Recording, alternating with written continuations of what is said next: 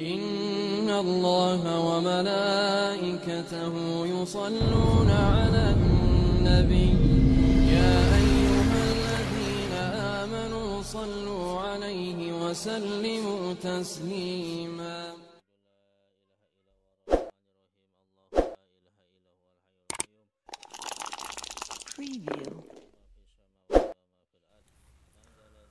Assalamualaikum warahmatullahi wabarakatuh. Nahmaduhu wa nusalli wa nusallimu ala rasulil karim. Amma ba'du. Apa kabar sahabat Mulkan Azam Channel? Semoga selalu dalam keadaan sehat walafiat dan juga selalu ada dalam rahmat dan ridha Allah dan juga Rasulullah Sallallahu Alaihi Wasallam. Amin ya rabbal alamin. Pada kesempatan ini sambil olahraga nunggu kawan, saya akan bahas sharing sedikit tentang santet ya. Saya akan bahas tentang santet. Apa itu santet? Ciri-ciri orang yang kena santet dan cara mencegah dan juga mengobatinya. Sebelumnya jangan lupa untuk like, subscribe, dan juga share ataupun komen di channel saya, channel kita bersama ini ya. Pertama, yang namanya santet itu adalah sihir. Itu adalah sihir. Santet itu hanya bahasa kita, bahasa di Indonesia, ya, Melayu. Sedangkan bahasa aslinya itu, ilmunya itu adalah sihir. Dia bersekutu dengan jin, ya, jin kafir, untuk melukai, ya, ataupun untuk membuat bangkrut, ataupun membuat sakit, ya. Jadi musuhnya yang dianggap musuh. Nah, santet ini atau sihir ini sebetulnya nggak ujug-ujug bisa kena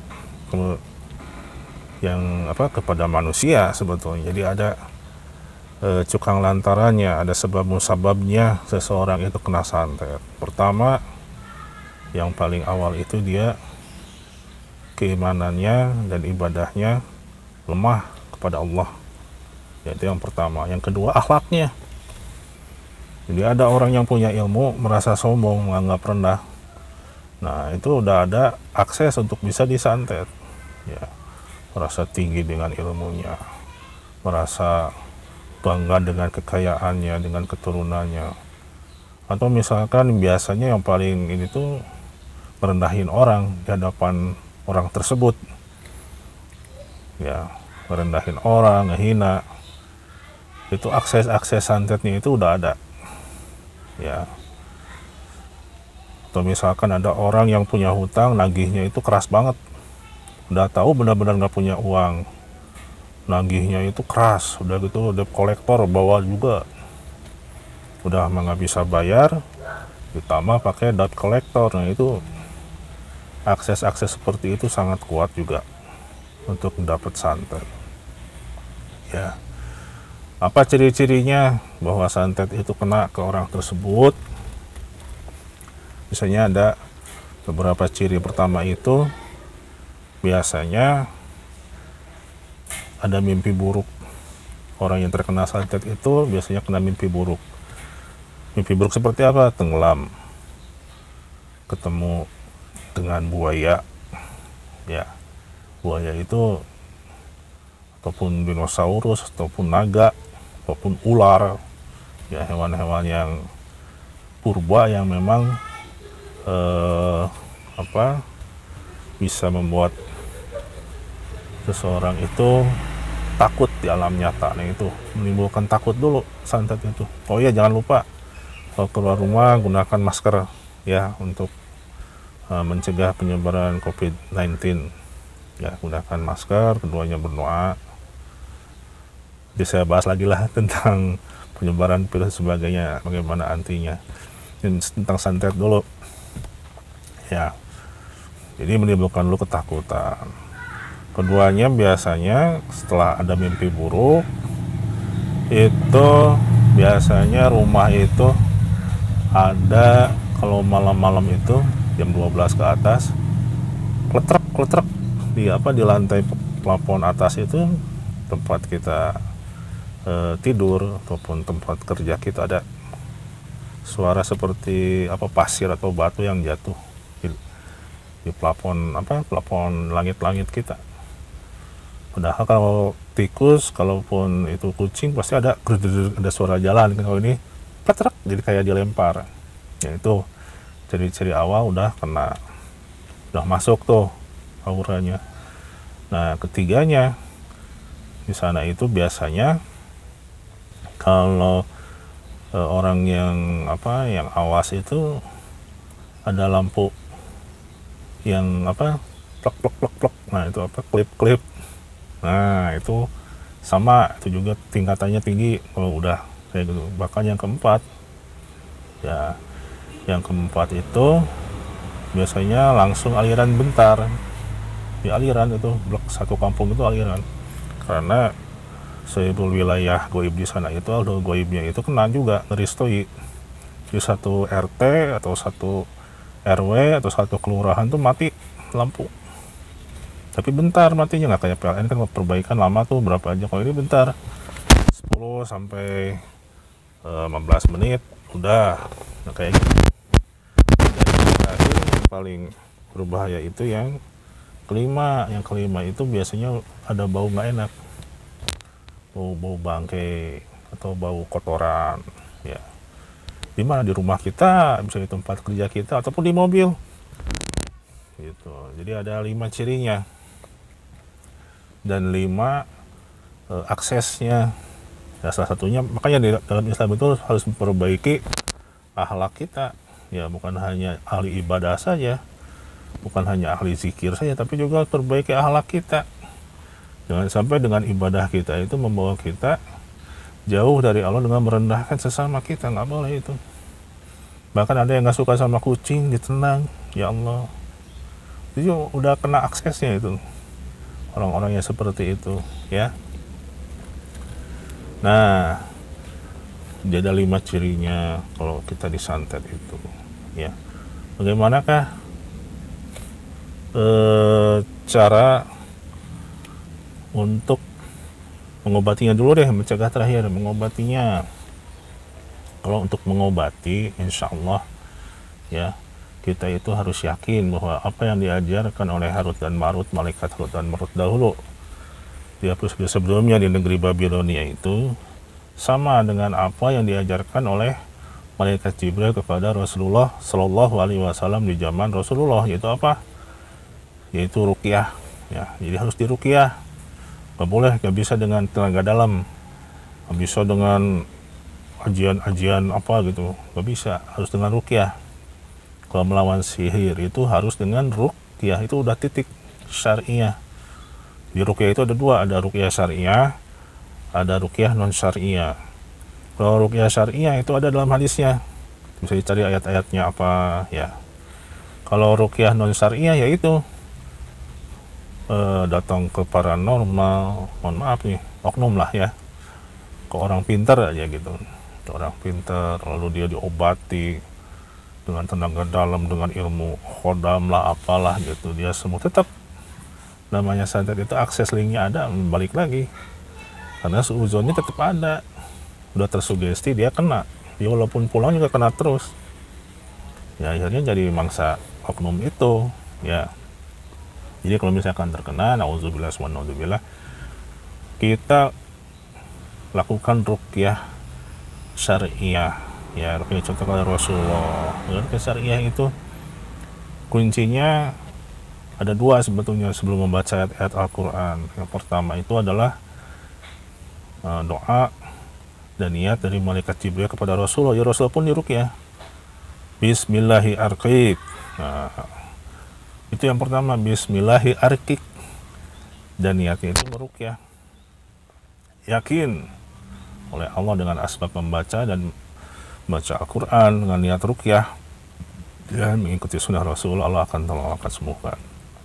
Ya, pernah tuh ada pengalaman dulu ngobatin ada orang santet ya, dilihat ini orangnya udah seujon, jadi di rukonya itu sebelahnya ada tukang jual bunga, bunganya jatuh ya, bunganya jatuh ke sana kalau pagi-pagi itu sampai layu. Dia lagi cuti 3 hari ngelihat bunga disangkanya kena santet itu. Bahkan ada tetangga yang belah sana itu melihara anjing kencing di tempat rukonya, dia lagi libur seminggu di cuti bersama. Ketika masuk, wah ini bau ini, katanya bau bangkai. Emang kencing anjing kalau udah lama bau bangkai, nggak ada yang nyiram. Akhirnya tersugesti lagi walaupun udah sembuh. Nah di sanalah pentingnya kita untuk pertama itu berbaik sangka, husnuzon kepada Allah terlebih dahulu ya. Jadi kalau orang udah mau diruqyah seperti apapun, kalau seujurnya masih ada, itu kena lagi. Apalagi nggak dibacakan ruqyah syariah, pasti akan kena lagi ya. Jadi pertama dibacakan Bismillahirrahmanirrahim, sebut namanya, misalkan nama kita, walaupun meruqyahnya diri sendiri, Bismillahirrahmanirrahim, Anu bin Anu ya. Lalu bacakan Al-Fatihah ya. Sebelum membaca Al-Fatihah pun ada kuncinya juga ya. Jadi membaca ta'awuz dulu. A'udzu billahi minasyaitonir rajim. Nah, aku berlindung kepada Allah dari segala kejahatan setan yang terkutuk. Nah, ini harus dipahami dulu secara tauhid, posisi tauhid kita seperti apa. Jangan sampai kita membaca ayat Al-Qur'an, dari ta'awuz ini kita menggantungkan kepada kekuatan kita, kekuatan ayat Al-Qur'an tapi kita juga meyakini bahwa santet itu masih ada. Nah itu jangan. Jadi aku berlindung kepada Allah, nah, maka kita pun harus dihilangkan dulu wujud kita itu, kewujudan kita dihilangkan dulu. Seperti halnya misalkan kita kalau hujan tuh ya, hujan deras, nah, kita berlindung di satu rumah tuh, supaya nggak kehujanan, atau payung ya, ataupun payung lah, taruh payung, maka hujan itu tidak melihat wujud kita, yang dilihat adalah wujud payung kalau hujan dari atas itu. Nah seperti itu pengertian dari berlindung itu seperti itu. Bahkan kalau kita berlindung di salah satu rumah yang kokoh ya, berlindung berarti masuk, wujud kita pun sebetulnya nggak ada, yang ada hanya wujud rumah. Nah itu pertama. Jadi tidak ada wujud makhluk kita, gitu pun wujud kekuatan dari setan yang terkutuk di hakikati Allah subhanahu wa ta'ala. Itu pertama, tekadkan itu ya, baru baca Qur'annya. Makanya dalam kitab Ihya itu dikatakan orang yang membaca Quran itu mempunyai 3 predikat ya, 3 amalia hati ya. Pertama, membaca Quran seperti halnya Rasulullah membacakan Quran, menyampaikan wahyu kepada para sahabat ya. Yang kedua, ibarat malaikat Jibril alaihissalam menyampaikan wahyu kepada Rasulullah Shallallahu alaihi wasallam. Yang ketiga, membaca Quran sebagaimana Allah Azza Jalla menyampaikan wahyu kepada malaikat Jibril ataupun langsung kepada Rasulullah Shallallahu alaihi wasallam. 3 predikat itu saja. Itu tingkat hakikat, tingkat ma'rifat, awaludin ma'rifatullah, awal agama ma'rifat kepada Allah, mengenal Allah ya. Jadi bukan syariatullah dulu, syariat, tarekat, hakikat, bukan, tapi mengenal Allah dulu ya. Mengapa harus mengenal Allah dulu? Karena nanti kalau kitanya tidak mengenal kepada Allah ya, mau membaca apapun nanti tidak akan memberikan pengaruh yang baik ya pada yang namanya ruqyah, memberikan pengaruh yang baik dari yang dimaksud dari ruqyah tersebut. Makanya a'udzubillahi minasyaitonirrajim, tekadkan segala wujud bukan ada mikrokosmos makrokosmos, hakikatnya wujud hanya ada Allah saat itu. Udah itu aja. Lalu bacalah Bismillahirrahmanirrahim dengan nama Allah yang Maha Pengasih lagi Maha Penyayang. Jadi kita hidup juga dengan nama Allah. Makanya nyambung sana, dari ta'awuz kepada Bismillah itu nyambung ya. Apa buktinya kita hidup dengan nama Allah? Kita waktu pas tidur doanya apa? Oleh Rasulullah SAW diajarkan, Bismika Allahumma ahya wa bismika Allahumma amut. Ya, atau Bismika Allahumma ahya wa amut. Ya. Dengan namamu aku hidup dan dengan namamu aku mati. Padahal ketika kita hidup, kita punya nama masing-masing. Namanya bukan nama Allah. Namanya nama siapa? Misalkan si Edward, satu si Ahmad, satu si Ridwan, ya, bukan nama Allah. Bukan ketika dikuburkan pun namanya tetap nama itu, tapi secara doa itu mengandung nilai-nilai ma'rifat. Ya, dengan nama Allah aku hidup dan dengan nama Allah aku mati. Jadi manusia itu nggak punya wujud, nggak punya nama pun, sebetulnya nama Allah semua, sifat-sifat Allah. Ya, itu sambungkan dulu. Tidak, kalau jadi ahli ruqyah itu seperti itu. Baru bacakan Bismillahirrahmanirrahim. Alhamdulillahi rabbil alamin. Arrahmanirrahim. Malik yaumiddin. Iyyaka na'budu wa iyyaka nasta'in. Ihdinas siratal mustaqim.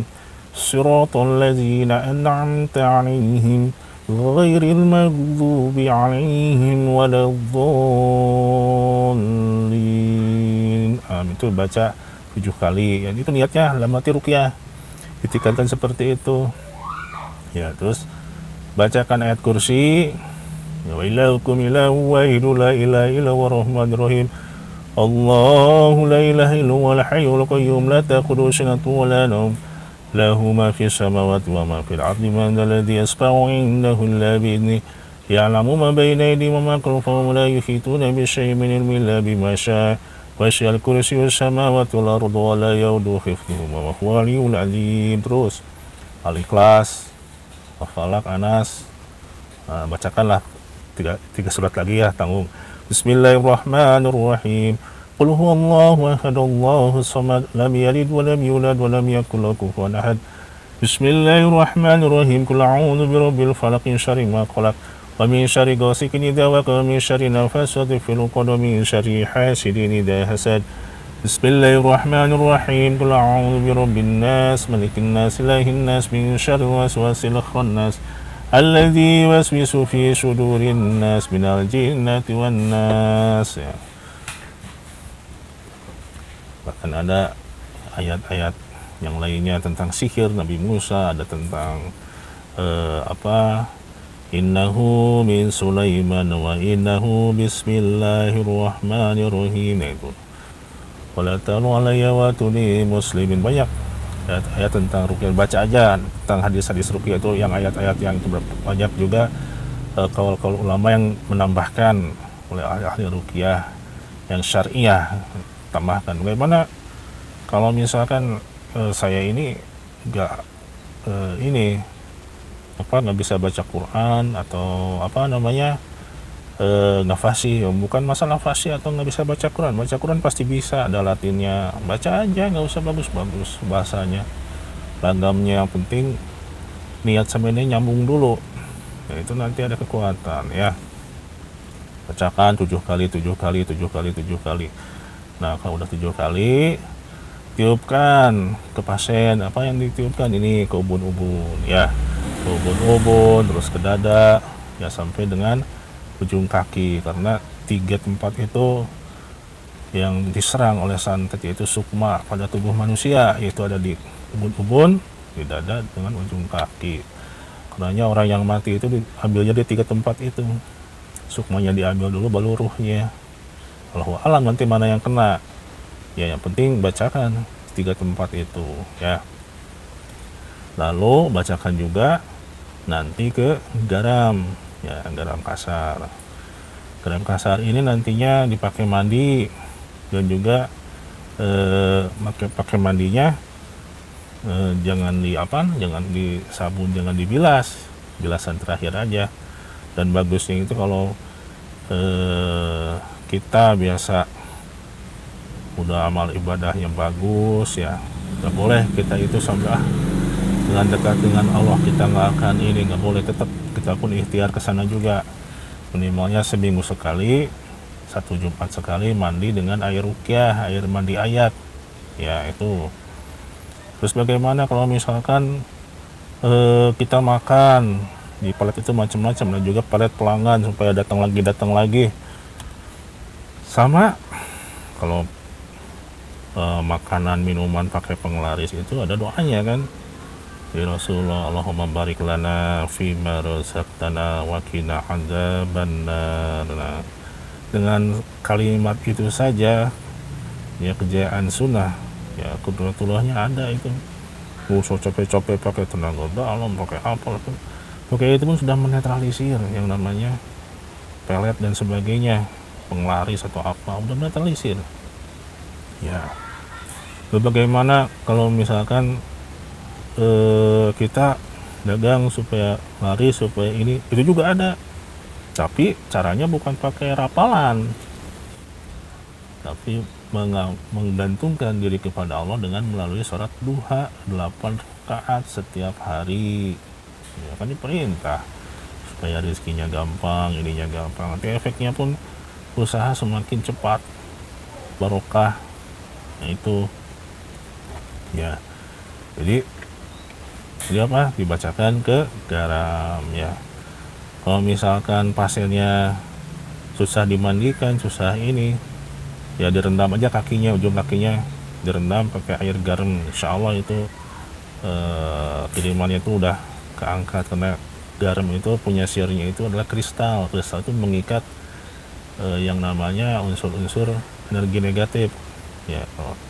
Kalau dulu nggak ada literasi penelitian, kalau sekarang ada, kristal itu lebih cepat mengikat energi-energi yang sifatnya negatif, lebih bagus daripada karbon ya.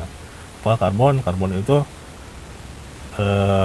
sisa pembakaran dari api, makanya orang yang bakar dupa, bakar ini ya, itu banyak sir-sir energi-energi makhluk-makhluk asal itu yang datang. Kenapa? Karena dia terikat dengan pembakaran tersebut, dengan karbon tersebut.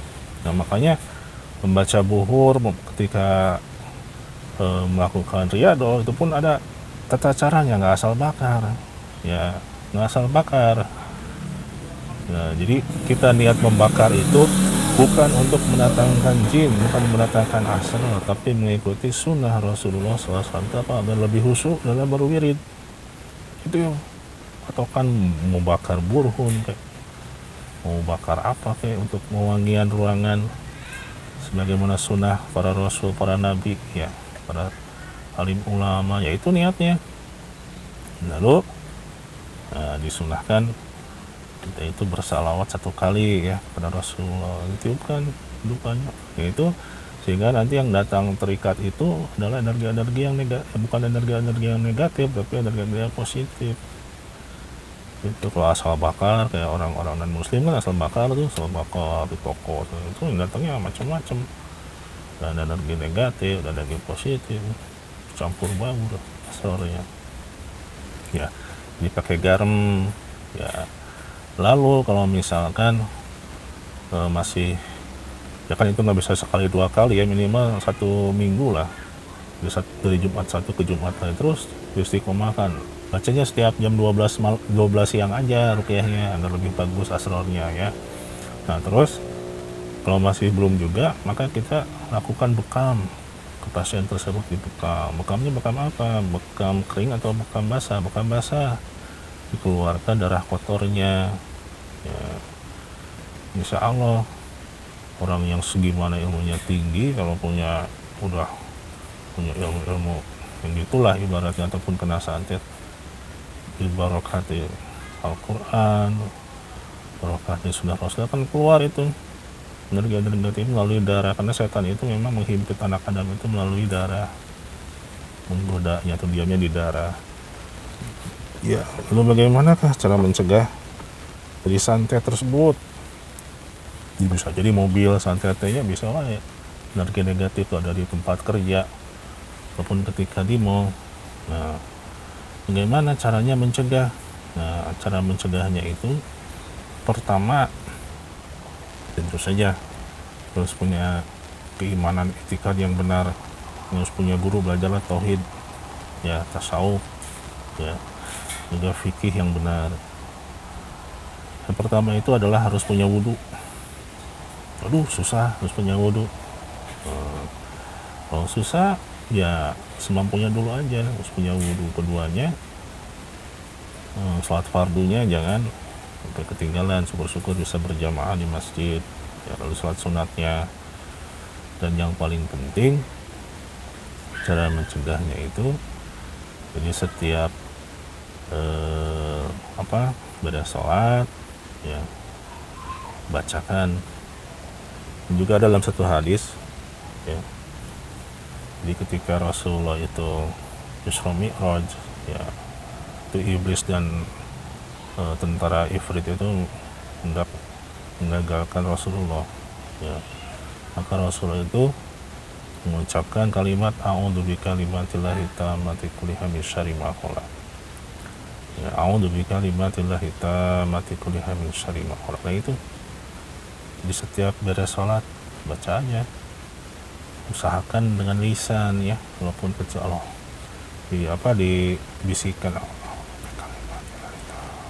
dalam doa tuh baca, ya, insya Allah dengan istiqomahnya kita, terutama ketika tidur itu bacakan Al-Fatihah, ayat kursi, Al-Ikhlas, Falak, Anas, ya.